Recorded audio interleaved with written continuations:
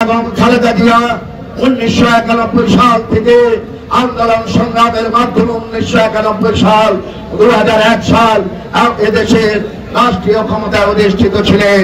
সেই দিনও খালেদা জিয়ার বিরুদ্ধে ষড়যন্ত্র হয়েছিল, সেই ষড়যন্ত্র আজও অব্যাহত আছে।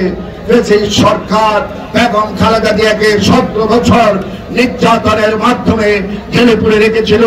শুধু খালেদা জিয়া নয়, খালেদা জিয়ার অনুসারীরা আজকে যারা সামনে উপস্থিত আছেন, মা বোনেরা, আপনারা আমরা সবাই নির্যাতিত ছিলাম। আমাদের নেতা তারেক রহমান সেই দিন এত বেশি নির্যাতিত ছিল, তিনি তো দেশ ত্যাগ করে আজও শুধু টাইমস নদীর পারে লন্ডনে অবস্থান করে। স্কিন শুষ্ক রুক্ষ হয়ে যাবে বলে কি বাইরে যাবে না?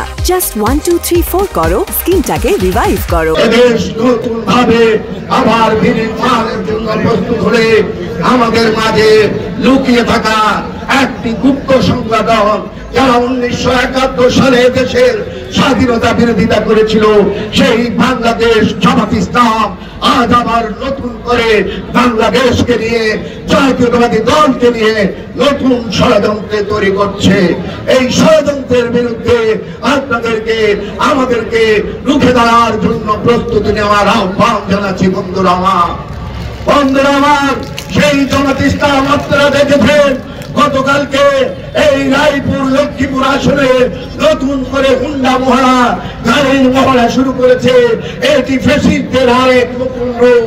আপনারা এই ফ্যাসিস্টদের রুখে দিতে হবে।